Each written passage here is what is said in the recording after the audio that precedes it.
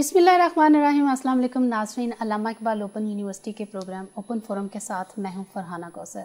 नाज़रीन, हम अपने इस प्रोग्राम में यूनिवर्सिटी के मुख्तलिफ़ ज़िम्मेदारान को बुलाते हैं। मुख्तलिफ़ सेक्शन से इनका ताल्लुक़ होता है, कभी इम्तहानात के हवाले से, कभी किसी हवाले से। जो भी आपके मसाइल होते हैं स्टूडेंट्स के, उनका हम हल निकालने की कोशिश करते हैं। आज भी हमने अपने प्रोग्राम में एक स्पेशल गेस्ट को मदऊ किया है और इनका ताल्लुक़ इम्तहानात के सेक्शन से है। बहुत अरसे से ये अल्लामा इकबाल ओपन यूनिवर्सिटी में एज़ आ कंट्रोलर इम्तहानात अपनी ज़िम्मेदारी अदा कर रहे हैं और अभी चूँकि इम्तहानात शुरू हो चुके हैं तो इसी हवाले से हम इनसे बात करेंगे। डॉक्टर मलिक तोकीर साहब, आपका बहुत बहुत शुक्रिया, आपने प्रोग्राम में हमें वक्त दिया। जी बहुत शुक्रिया जी, आपने दावत दी। डॉक्टर साहब, आज का पहला सवाल हम इम्तहानात के हवाले से ही करेंगे कि ओपन यूनिवर्सिटी के कौन से प्रोग्राम के इम्तहानात मुलतवी हुए हैं, किस वजह से मुलतवी हुए और ये कब होने जा रहे हैं? जी शुक्रिया, आपने दावत दी।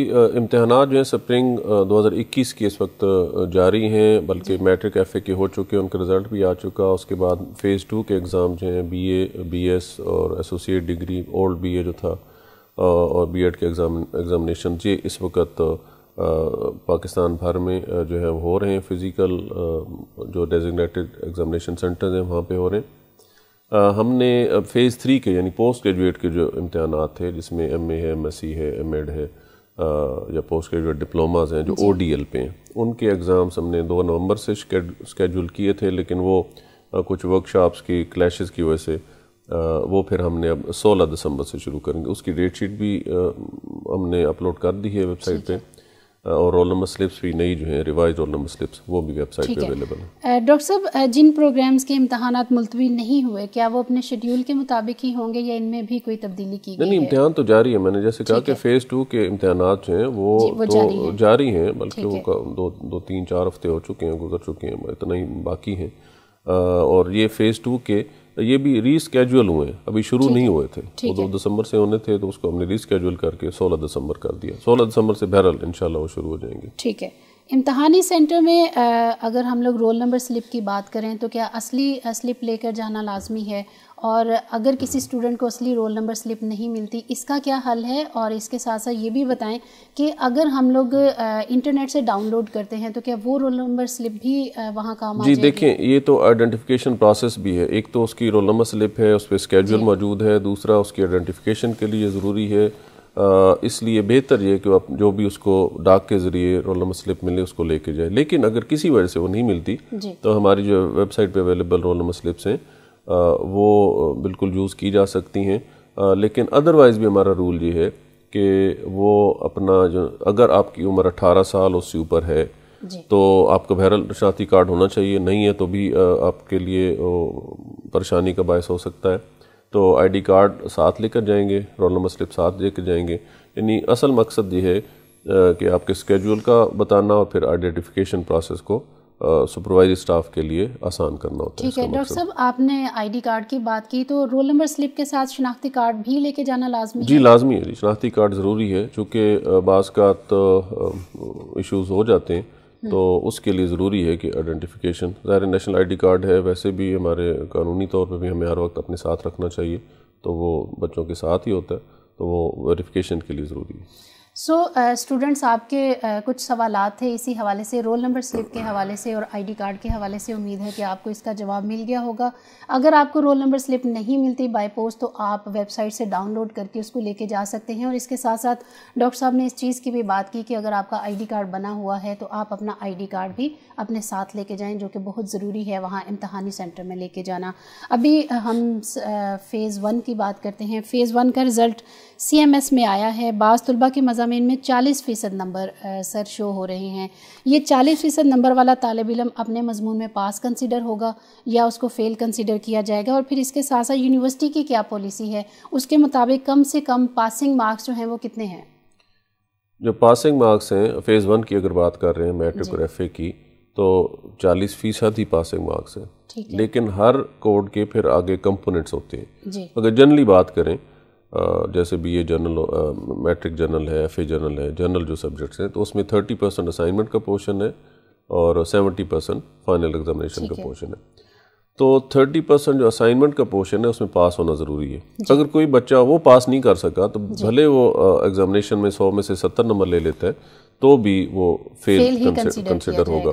تو یہ جو مارکس شو ہو رہے ہیں سی ایم ایس کے تھرو، دیکھیں سی ایم ایس جو ہے وہ تو ایک فائنل آپ کو گریڈ جو بھی آ جائیں وہ شو کر رہا ہوتا ہے، لیکن اس کی پھر کیلکولیشن نیچے ہم نے ڈسکلیمر دیا ہوا ہے کہ اگر 40% سے اوپر نمبر ہے اور پھر بھی آپ فیل شو ہو رہے ہیں یا ری اپیئر ایگزامینیشن شو ہو رہے ہیں، تو ان دونوں کے علیحدہ مطلب ہے. یعنی فیل ہے تو اس کا مطلب کہ آپ نے وہ کورس دوبارہ ری رجسٹر کروانا ہے، دوبارہ اس میں ایڈمیشن لینا ہوگا سارا پروسیس دوبارہ اس کورس میں، اس کورس کے اندر جس میں. اور اگر ری ایگزامینیشن ہے تو ظاہر ہے آپ کو ایگزام کا ایک اور موقع دیے گا. آپ صرف امتحان میں فیل تھے اور اس کے نمبر جو ہے ظاہر اگر 20 آئے ہیں 100 میں سے یا 30 آئے ہیں تو بھی آپ فیل ہیں. اگر اس کو پرسنٹیج نکالیں تو 70% کا جو ہے وہ 100 میں سے 70% وہ 28 مارکس بنتے ہیں، پھر 30 کا جو ہے وہ 12 مارکس بنتے ہیں. تو یہ منیمم مارکس لیں گے تو آپ پاس ہوں گے. تو دونوں ملا کے 40 ہو جاتے ہیں. تو دونوں ملا کے 40 ہونا صرف پاس ہونے کے لیے ضروری نہیں ہے، بلکہ جو اسائنمنٹ کمپوننٹ ہے اس میں پاس ہوں گے تو آپ پھر آگے فردر آگے چل سکتے ہیں. لیکن سر فیز 1 کے بہت سے اسٹوڈنٹس ابھی ایسے ہیں جن کی اسائنمنٹس کے مارکس نہیں لگے ہیں، تو آپ ان کے لیے کیا رہنمائی کریں گے؟ نہیں مارکس تو لگے ہوئے ہیں. اگر دیکھیں مارکس شو نہیں ہو رہا، کوئی ایسا جی اگر کوئی کلیم کرتا ہے کہ میں نے اسائنمنٹ بھیجی ٹیوٹر کو بھیجی اور انہوں نے مارک نہیں کی اور ان کے پاس ویلڈ پروفس ہیں یا ان کے پورٹل پہ وہ چیز موجود ہے ویلڈ پروفس ہے، تو وہ یقیناً ہمارے ریجنل آفس میں جا کے پروسیجر ہے اس کا اور وہ بہت جلدی ہم اس کو ریوائز کر دیتے ہیں رزلٹ کو. ظاہر اس کے لیے کوئی نہ کوئی ٹیکنیکل وجہ ہو سکتی ہے اور اگر کوئی ٹیکنیکل وجہ ہے تو اس کو ہم دیکھ لیتے ہیں. سر اسی حوالے سے ایک اور سوال بھی کرنا چاہوں گی. بہت سے اسٹوڈنٹس پوچھتے ہیں کہ کچھ وجوہات کی بنا پہ وہ امتحانات میں اپیئر نہیں ہو سکتے، کچھ گھریلو پرابلمز ہوتی ہیں، کسی کا کوئی مسئلہ ہوتا ہے، لیکن اسائنمنٹس انہوں نے جمع کروائی ہوئی ہیں، ورک شاپس بھی انہوں نے ساری لی ہیں. تو اس حوالے سے کیا وہ اس مضمون میں فیل کنسیڈر کیا جائے گا؟ اور اس کے ساتھ ساتھ آپ یہ بھی بتائیں کہ اس کی رجسٹریشن دوبارہ کروانی پڑے گی یا پھر ری اپیئر ہوگا پیپر میں؟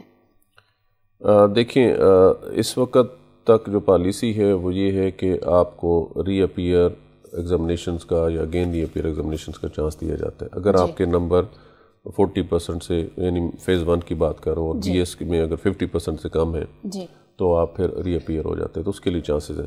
فیل جو ہوتا ہے وہ کمپوننٹ میں اگر فیل ہے، جیسے اسائنمنٹ کا کمپوننٹ ہے اس میں اس کے اگر فیل ہے تو پھر ظاہر ہے وہ دوبارہ اس کو ری رجسٹر کروانا پڑے گا. لیکن اس کے لیے زیادہ ضروری ہے، بچے اس لیے بھی کنفیوز ہو جاتے ہیں کہ پراسپیکٹس ظاہر ہے اویلیبل ہے ہمارے ویب سائٹ پہ بھی اور آپ خریدتے بھی ہیں، پڑھتے نہیں تو اس کو ضرور پڑھیں.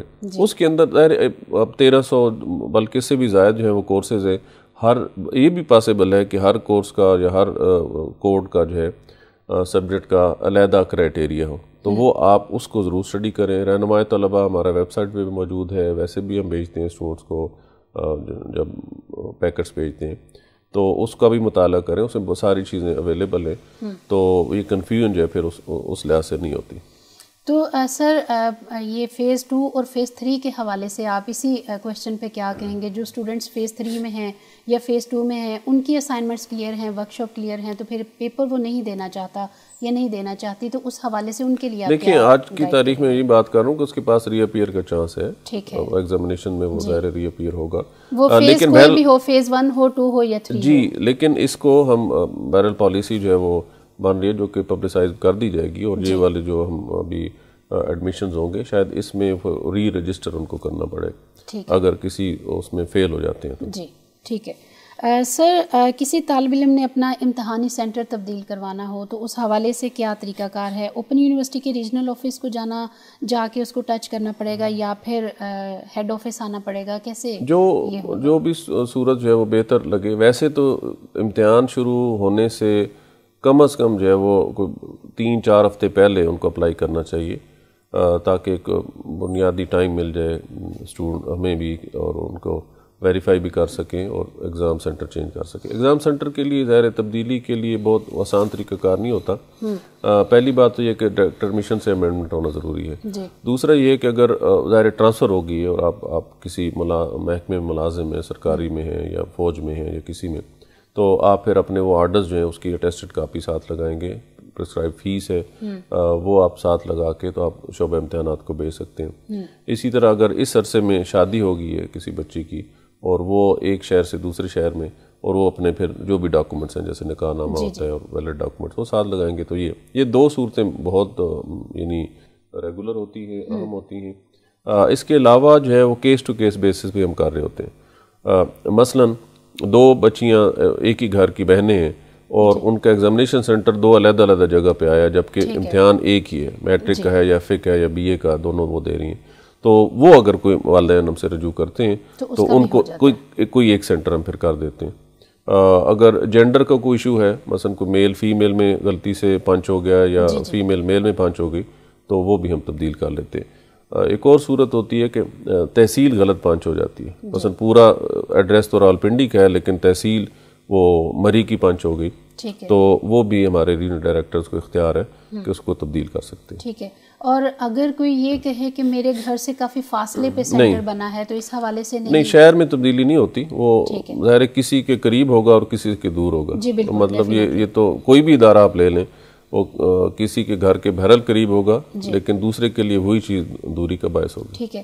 تو سر جن امتحانات کو پوسٹ پون کیا گیا تھا, ملتوی ہوئے تھے, ان کی roll number slips website سے ہٹا دی گئی تھی, تو ابھی رول نمبر سلپس کب تک اپلوڈ ہو جائیں؟ اویلیبل ہیں جی, کل اویلیبل ہیں. تو اسٹوڈنٹس آپ کی رول نمبر سلپس جو نئی ہیں, جو ملتوی شدہ امتحانات تھے اس کی جو ہٹا دی گئی تھی, ابھی new roll number slips website پہ آ چکی ہیں, اویلیبل ہیں. آپ وہاں سے جا کے اپنی رول نمبر سلپ, اپنا امتحانی سینٹر اور آپ کی ڈیٹ شیٹ جو آپ ایک کلیم کر رہے تھے کہ وہ جو باریک باریک لکھی ہوئی ڈیٹ شیٹ ویب سائٹ پہ آئی ہے, ہمیں اس کی سمجھ نہیں آتی, تو آپ اپنی رول نمبر سلپ کے تھرو اپنی ڈیٹ شیٹ کو چیک کر سکتے ہیں اور آپ کی نیو رول نمبر سلپ جو ہے اس کو اپلوڈ کر دیا گیا ہے.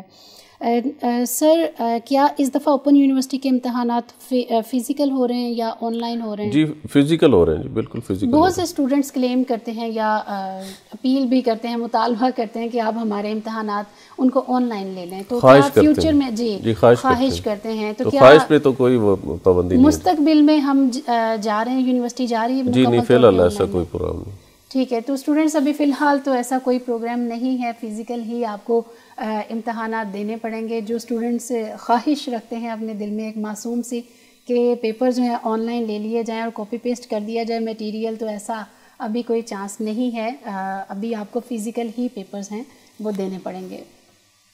سر فیز 1 کے جن طلباء کا رزلٹ آ گیا ہے, اب چونکہ داخلے جاری ہیں, تو ان کی مارک شیٹس کب تک مل جائیں گی کہ وہ آگے داخلہ لے سکیں؟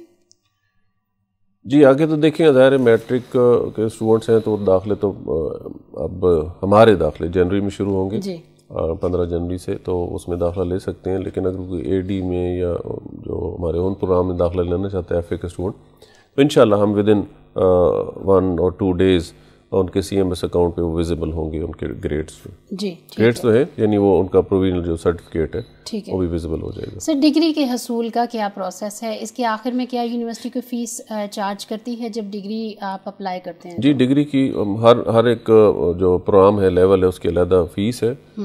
ایک نارمل فیس ہے اور ایک ارجنٹ فیس ہے. تو وہ جو بھی اڈاپٹ کرتے ہیں اسٹوڈنٹس, بینک میں جا کے وہ چلان جنریٹ کرتے ہیں, جمع کرواتے ہیں, اور پھر وہ ہمیں ڈاکومنٹس بھیج دیتے ہیں. ادھر ڈی ٹی ایس پہ وہ انٹری ہو جاتی ہے. جو ہی ڈی ٹی ایس پہ انٹری اور ڈیٹا انٹری ہم وہ کر دیتے ہیں. تو ری اپیئر فیس بھی ہوتی ہے اس کی کوئی؟ جی وہ ہم پھر, اور تو بچے کو پتہ ہوتا ہے جب اپلائی کر رہا ہوتا ہے تو اس کو اندازہ ہوتا ہے کہ میں نے کتنے ری اپیئر ہیں, اس حساب سے وہ کیلکولیٹ کر کے وہ فیس چارج جمع کرواتے ہیں. اگر وہ نہ ہو تو پھر ہم اعتراض لگا کے واپس کر دیتے ہیں. ڈاکومنٹس اگر پورے نہ ہو تو بھی اعتراض لگا کے واپس کر دیتے ہیں, اور ساتھ ہی ان کو میسج جنریٹ ہو جاتا ہے کہ آپ کے ڈاکومنٹس واپس کر دیں گے. نہ بھی ہو تو بہرحال ہم ان کو کہتے ہیں کہ آپ ود ان 1-2 weeks دوبارہ اس کو اپلائی کریں اور اپنی جو ڈیفیشنسی ہے اس کو پورا کر کے اپلائی کریں. تو تمام چیزیں ویسے اویلیبل ہیں, ہمارا جو فارم بھی اویلیبل ہے ویب سائٹ پہ, اس کو اچھی طرح پڑھیں. جو ڈاکومنٹس ریکوائر ہیں وہ ساتھ لگائیں.